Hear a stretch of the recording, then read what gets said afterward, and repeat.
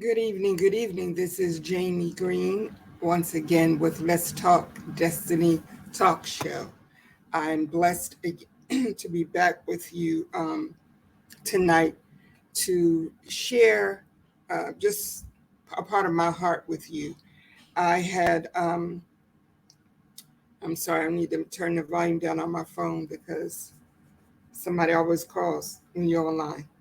Um, Tonight, I want to talk to you about a topic that is very dear to me, very special to me. I had a guest scheduled for this evening, but I didn't hear back from them. So, I can only assume that they changed their mind um, about doing the show, and that's fine. Um, you know, it's a part of life. When I first started doing this show a couple of years ago now, my oldest son said to me, I was telling him one of the reasons why I was hesitant is because I didn't know um, how to go about getting guests. I didn't know, how to make it that people would want to come on the show and talk with me or whatever. And he said to me, he said, um, you have been through enough things in your life that you don't ever have to worry about having a guest. It's awesome and wonderful to be able to invite people to your platform um, and to share in your space, but you don't ever have to stress out about not having a guest because you have been through so many things and you've come out on the other side of some things and you can reach back and pull some people through, encourage some people, walk some people through. So tonight I want to talk to you about a subject that is personal for me. And I do know some other mothers who have dealt with this or are currently dealing with it recently. And that is about mothering with a broken heart after the child's father has died, whether it's your husband or your boyfriend or whatever the case may be. From my experience, it's not something that you just deal with easily. And before I go any further, I want to take the time to to thank my gracious sponsor for this entire month of May, um, the indie film My Father the Queen by the indie filmmaker, the amazing Lisa N. Alexander. She is a constant supporter and um, always speaking life into my life. And I thank God for her. And I appreciate this project that she's working on. It is about a closeted gay black man, but it's much more than that. It deals with the family dynamics of when we have secrets that are hidden, and most of us have grown up in families um, where there are secrets that impacted everyone. And so I encourage you to support this project as um, Let's Talk Destiny is going to do our part to continue to promote this project. And again, I thank Lisa and the My Father the Queen indie film producers for sponsoring the Let's Talk Destiny show this month of March. I'm sorry, of May. I genuinely appreciate you. So, the topic I want to talk to you tonight is about what happens. How do you continue to mother with a broken heart? Because as we go through this month where we have set aside to do special things and show special appreciation for our mothers, I think it's important that we remember that mothering is it's not always roses, it's not always flowers, it's not always about gifts. There are lots of challenges that go along with mothering. And tonight, specifically, I want to talk about what happens when the father of your child dies and you are left as the only parent for that child. In May of 1981, I was sitting in the pulpit at my parents' church, and out of the corner of my eye, I could see someone motioning for me to come to the office. And so I go to the office and they say, "You have a phone call." And when I get on the phone, it is my son's uncle. And he simply says to me that my son's father has died. I remember walking back out into the sanctuary, and my dad was standing at the pulpit, and I remember putting my arms around him and crying. And I honestly do not remember anything after that for a while. And that was 42 years ago. The impact, the immediate impact of knowing that my son was 10 months old at the time, 10 months old. And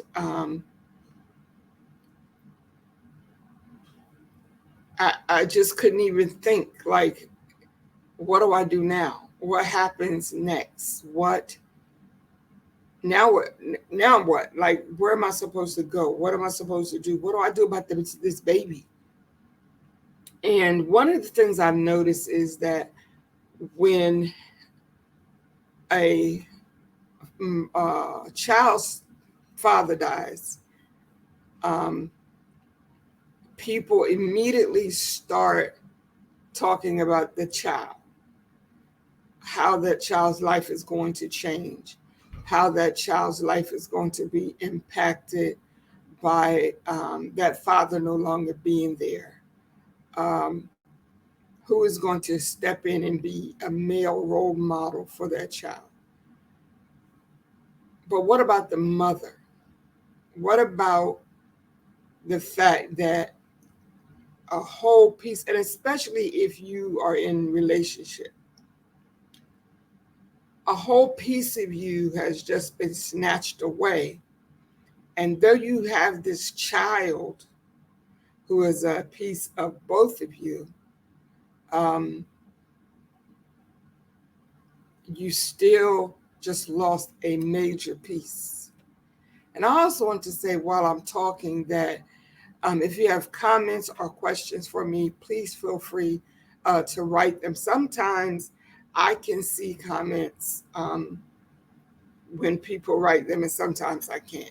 And as I say constantly, I am technologically illiterate. So if I don't respond to you, it's not intentional. But this is an important subject to me because I currently know, off the top of my head, 5 young women who are dealing with this. Their children are maybe 2 years old and younger, and the father of those children is gone. And their life changed. There's nothing you can say. There are no words that can be spoken to replace that piece that is gone. What do you do now? As a mother, am I expected to be the mother and the father? What do I do? And I know a lot of people that say, well, I was the mother and the father. Personally, I never wanted to be anybody's father. I wanted to learn how to be the best mother I could be, but I never wanted to be anybody's father. I don't think I was intended or designed or created to be a father. Um, and I remember looking at this baby who, as I said, was 10 months old. And all I could see was his father. And I remember I would pick him up or touch him and I would just cry because his dad is gone. His father's gone. He's not going to ever get to know that part. Yes, A piece of his father is still here, but his father is not here. We can talk and we can give all of the cliches and we can speak all types of religious rhetoric and we can quote scriptures and all of that. But the fact of the matter is that this man is gone. Now, what do I do? What do you tell your child? Like, I know it has to be age appropriate dialogue. And my son was only 10 months old, so I really didn't have to tell him much. But what do you say to a child who was old enough to have developed a relationship with their father and now, and they see their father every day, and now they don't see him anymore? What do you, as a mother, say to your child when they're constantly saying, "Where's my daddy? When is my daddy coming back?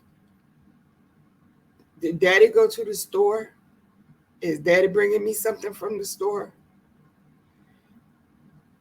The weight of knowing that now I have to be the one to try to answer that question is immense. It is at times unbearable. And as we're discussing, motherhood and the different challenges of motherhood, we're also remembering that this is Mental Health Awareness Month. So this is also a great time to talk about, even though we should feel free to talk about this all the time. But what is happening to the mental health of that mother now that her child's father is gone? We're not talking about he just walked out of your life and decided he don't want to be in your life anymore. He has a new woman across town. He's not on vacation and coming back. He is gone. How do you carry that? How do you look at that child every day and not just want to fall apart? Some mothers go to the extreme where they smother the child. They become almost obsessed with the child because of fear that that child may disappear as well. Other mothers, I had a period for a few months after my son's father died where I couldn't even hardly bear to touch him because it was too painful. And my mother talked to me and explained to me that though we're here and we're helping, that baby needs contact with his mother. He needs to feel his mother. But at the same time, because I was so afraid and upset and emotional, when I would hold him, he would cry because he could feel that I was upset. And so I had to process through that whole thing. And still today, my son is 42 years old, and we still have conversations every now and then about the impact that his father's absence or his father's death, not absence because he didn't choose to not be in his life, but his father's death has had on his life, and even the decisions that he made as he grew up, decisions that he made were impacted by that void of not having his father in his life. So when this happens to you, what is your main concern? What is the mother's main concern regarding the mental health of the child? I remember thinking, because you have to remember, I grew up with both of my parents in my home. And my sister and I, every now and then, we talk about this, how we didn't really pay attention to it growing up. We didn't understand how blessed we are because a lot of our friends didn't have both parents in the home. Some of them were being raised by grandparents and aunts or whatever. And we didn't really think about how blessed we are that we grew up with both our parents in the home. But I just knew that every day my daddy was there. Um, Even when we had disagreements, my daddy was there.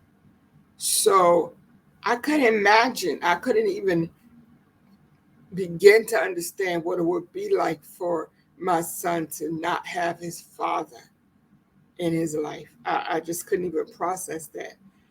As he started getting older and understanding, he would say things like, my friends have daddies.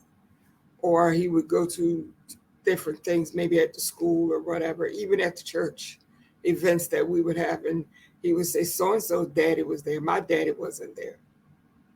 And saying things like, well, your daddy's in heaven. You know, that sounds cute. And I mean, it's a nice um, temporary feel good thing that we do because, we're really good at that. The cliches and the rhetoric that we think, makes people feel better. Like, oh, they're in a better place, or God needed them, or God wanted them, all of that. Um, but to say to a child, your daddy's not here because God needed him, that doesn't make any sense to that child. It barely makes sense to me because what does God need them for? Like, hello. Um, yes, CC, like that, it has to have had an impact on how they grow up, how they think, how they process things, um, the lens that they look through when that father is not there. And I'm sure that if your brother was alive, that your nieces and nephews' life would have gone differently. Just like I know, I'm totally convinced that if my son's father had lived, his life would have taken a different path. Um, he would be on a different journey. And so then you throughout the years you watch the child, and sometimes you see them getting into trouble or misbehaving or whatever, and you can't help but wonder if this has anything to do with their father not being here. I know when Byron started acting up as a preteen, um, I would ask him sometimes, and he would just say, "I don't have a daddy," and he had a whole attitude about it. And my father, those of you who knew my father, was an awesome man. Um, he was a father to many people, and I remember him saying, when Byron died, I should have put a box of tissues close to me. I remember Daddy saying when Byron's father died, he was holding Byron one day, and he said, "No matter how long I live, as long as I have breath, this boy will never want for anything." And until the day he died, he lived up to that promise.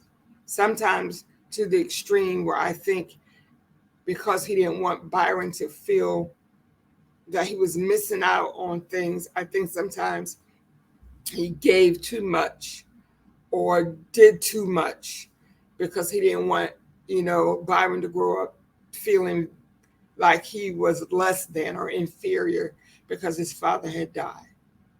And sometimes I would watch their interaction and I would say, I'm grateful to myself. I would say, I'm grateful that he has daddy in his life.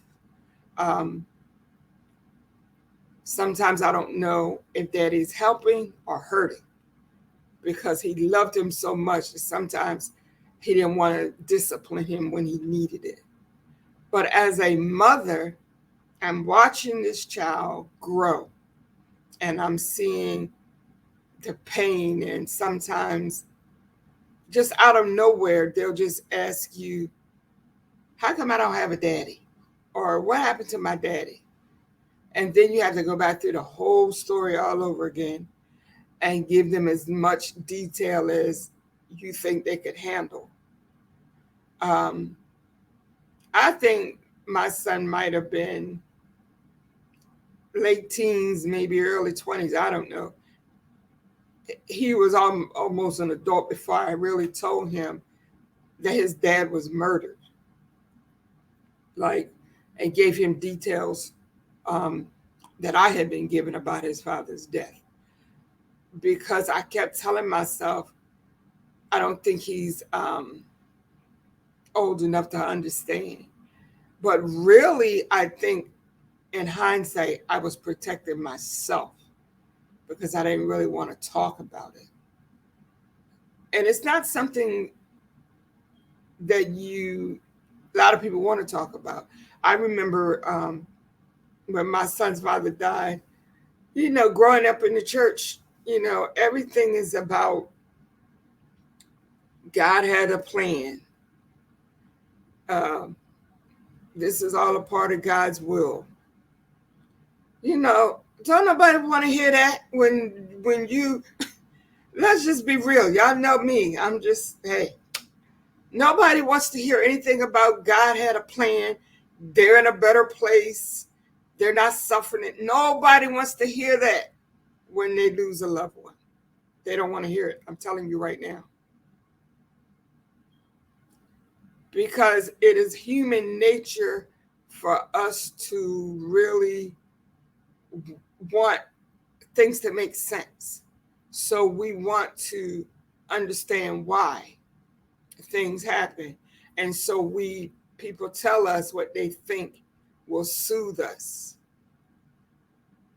But when you live with that hole every day, and like I said, no matter how old your child is, they still have questions. And they may ask those questions in different ways. The older they get, the more mature they get. But they want to know, where is my daddy? And why isn't my daddy here?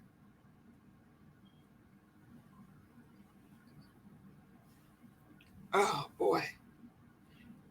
And then when you don't have people who understand grief. And Kamara, I'm so glad that you joined us tonight. I really appreciate it. Cece, I'm glad that you're with me tonight. I appreciate it. I feel your strength and I feel your energy. And um, this is a very important conversation because we go through our whole lives, many of us, without addressing things like this. And we just walk over it. We step over it. We're trained to let the past be the past. We are programmed to look forward, stop looking back. We're told that you can't get healed because you keep thinking about it. Well, the reality of the fact is, if I have a child whose father is gone, I see that child every day. It's not like I can just forget it. And it impacts my life. I watched my son as he got older and older and became angrier and angrier. And finally said to me one day that the reason he was so angry was because his daddy died. He never got to know his daddy, and he didn't have a relationship with his daddy's family. So there was that big void there. And we can say all we want to, well, I'm here, mommy loves you, don't worry about it. Yes, mommy's here, but mommy cannot fill that void that is missing. And I've often heard people say, well, you can't miss what you never had. And I totally disagree with that, because there are certain parts of our being in our human existence that should incorporate certain pieces. And when those pieces are missing, it creates a void. And we miss it even if we've never had it. If your child is walking around in the neighborhood and they see other children with mommies and daddies, they go to school, they see at PTA, they see mommy and daddies. If they're involved in sports, they go to activities and they see mommy and daddy. Just because they didn't never have their dad there doesn't mean that they don't know he's not there. So you can miss what you've never had. I totally believe that. But I wanted to share to you mothers, it is challenging. Um, and I'm just a very real person. I don't deal with what sounds good and whatever. I deal with feel what you feel, because the only way to get past it, to heal through it, I should say, is to acknowledge it. There was a void, there was a hurt that occurred when my son's father died that nobody on this planet could ever feel. Over time, I've been able to process through it, analyze some things, make some adjustments, forgive some people, um, know that I need to release some people from my life in order to do what's best for me and my child. All of that is a part of the journey. So when you are mothering and you still have a broken heart, um, you don't just stop being a mother because your heart is broken. You still have responsibilities to that child or those children. So it is imperative that you acknowledge, I have days when I just don't even want to get up out the bed. I have days when I just wish somebody would come and get these children. Just be real about it. Don't worry about those people that are always pretending they don't never have no bad day. They don't never feel like quitting. They don't never feel like giving up. They just, ignore that. Be real about what you feel, because until you get real, you will not be able to heal. I remember that my son's father's death, all of my life, I remember being depressed. I didn't know what it was. I didn't know how to define it. I didn't know how to put it into words.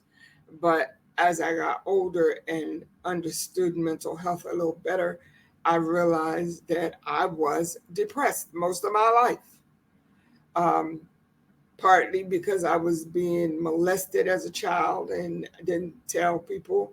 Um, all kinds of other abuse, didn't tell people. It just was a lot going on. But when my son's father died, his death increased my suicidal thoughts. His death increased my feeling that I would be better off dead and let somebody else take care of my child. I remember 2 or 3 occasions when I was thinking and planning and trying to, work this thing out to commit suicide, but it didn't work. It didn't work for me at all. Um, but the loss of this man created that thing in me. It didn't know, I think it was already there. It increased it, that I would be better off dead. Then you add in all of the stress and the stigma and the guilt and the shame and the embarrassment and the finger pointing for being the the pastor's daughter, already dealing with the whole, the church people talking about me because I had a baby out of wedlock in the first place. And then he's not even a year old and his father dies. So that I have to deal with that situation, hearing the people talk and the whispers, um, and the mental challenges that go along with all of that. But the purpose of this conversation, or this what I'm sharing with you tonight, is because I want each and every one of you, Kamira, any other of you young women who have experienced the loss of your dad when you were a child, or the loss of your children's father. I want you to know that you can get through it to the other side of it. There will be days when you still hurt and whatever. Don't ever stop feeling what you feel. Don't ever stop thinking it's okay for me to say, I am just having a horrible day today. I just don't want to be bothered with anybody, including these children. This is another thing that just came to mind. This is why it's so important for us to be aware of those around us and what they're dealing with. If you know a single mother, thank you, Dr. Alicia. I love you so much. I really appreciate you. Thank you. If you know a single mother, take some, time and give her a break sometime. I mean, it's not going to hurt you or alter your whole life if you take those kids, give her an hour away from those kids so she can just go have some me time, go sit in the park, go get her nails done, ride up and down the highway, whatever she needs to do. It is a struggle. It is a struggle for mothers of any age, but especially young single mothers. This is, and I'm going to say this while I'm here, this is one of the reasons why I set up this format as a place where I could gather some of the young mothers and some of the young women, and we could talk. Even if we don't go live, we can just get on a Zoom and talk about some of the daily challenges that they are facing. But for whatever reason, they don't respond when I reach out to them. There are people that love you. There are people that care about you. I know what it's like to feel like nobody cares what I'm going through. Nobody's paying attention. I'm hurting. And they're not even, trust me, I know what it feels like. I know what it feels like to have to take my child and leave church service because he was upset and crying and whatever was going on. And instead of somebody coming to help me, they would say something negative about him crying so much. And I would just pack him up and leave. There's no way in the world that God is pleased with a young mother having to leave church rather than somebody helping her out with their baby. Because you don't know what she has gone through up until that point. And if he's crying that much, maybe sick or whatever the case may be. My point is this: let us not be so quick to ignore these young women. That's all right, Cece. Like, we're grandparents now. And I know some of us, like myself, we have challenges, physical challenges, whatever. And we can't just be running around behind these kids like we used to. There is like my youngest grandson is 3, and the next one to him is, I think, 18. So, yeah, there's a big difference between there. So Nana can't do what Nana used to do. But every now and then I just say, I want to get my grandson for a few days because these young women need us and these children need us. Excuse me. So I want to ask you this question. One of the things that I enjoy about this format is being able to ask hard questions and that make people think. And this is for those of you who've had saved your children's father is deceased, or if he's not in their life, maybe he's just choosing not to be in their life. Um,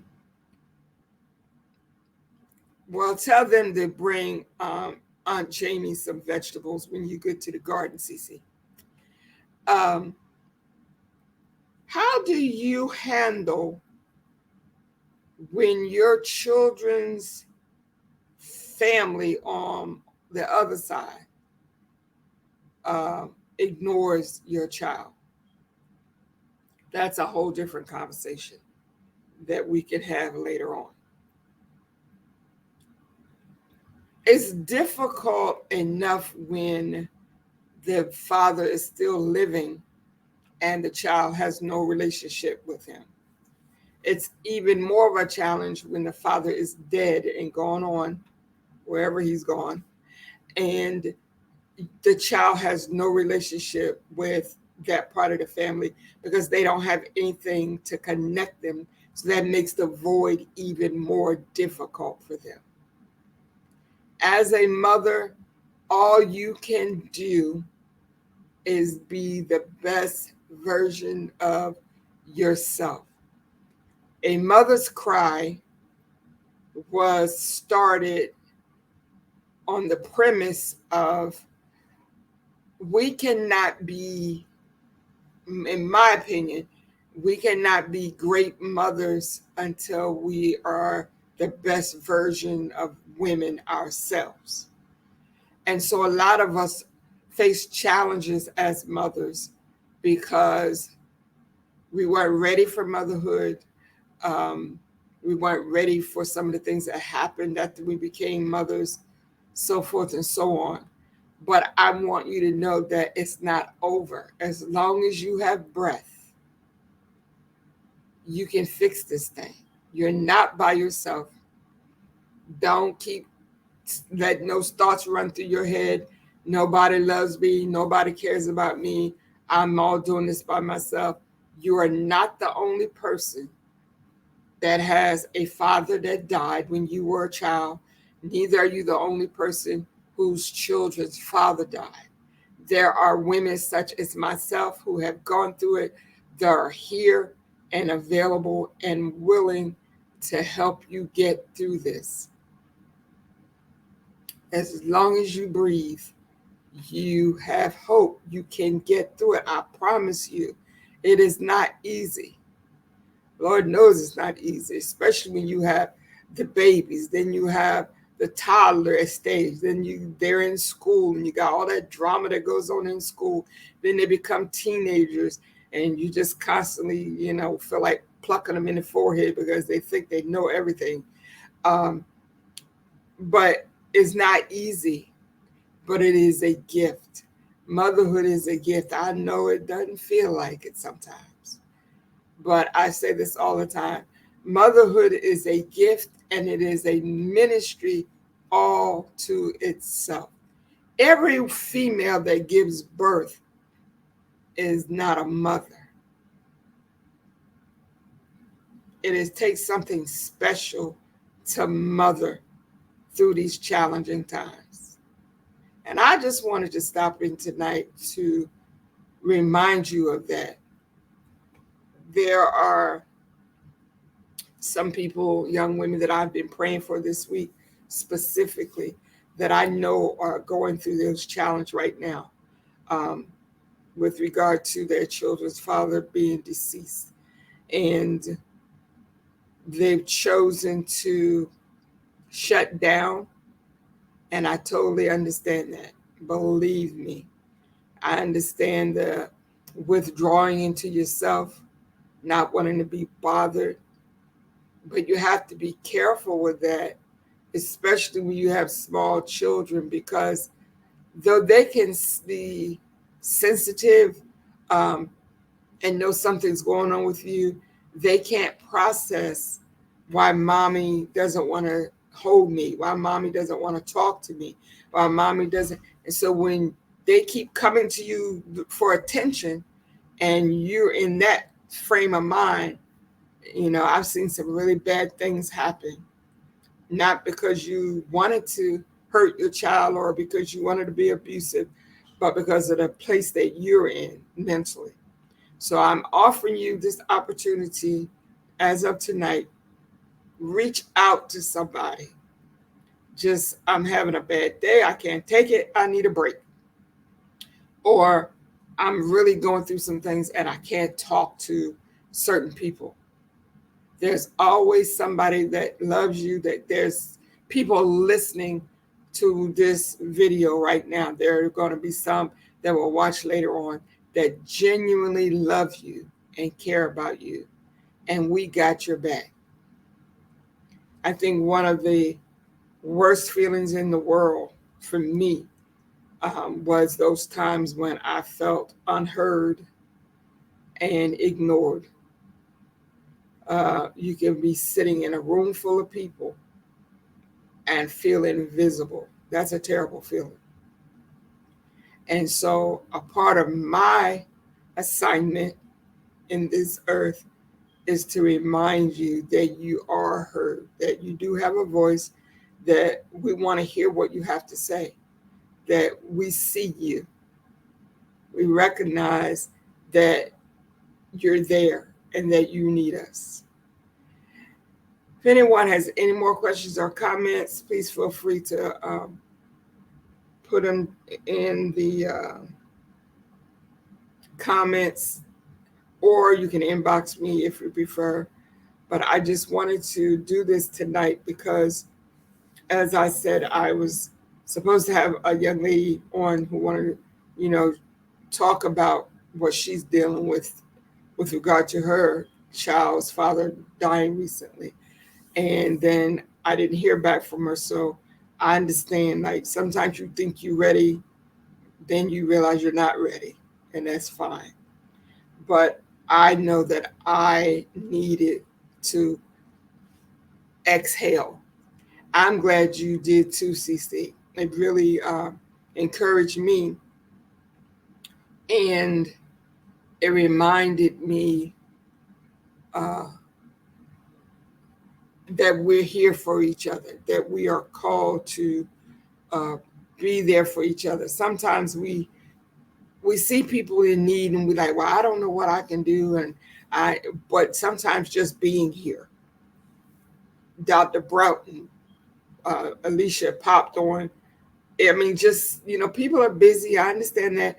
But just being here and showing up and commenting means more to me than I even know how to say.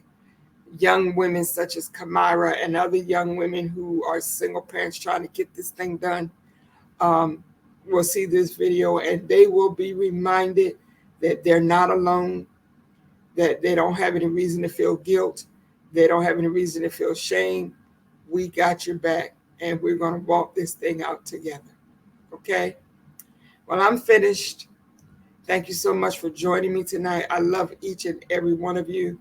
Don't forget, if you need anything from me, if I can do it, I will do it. Inbox me, and if I can't do anything but just talk to you for a few minutes, I will do that. All right? I love you guys so much. Please keep me in your prayers. I got a lot going on over here. But I use what I have to bless others the best I know how. All right. Thank you so much. Have a great night. I love you.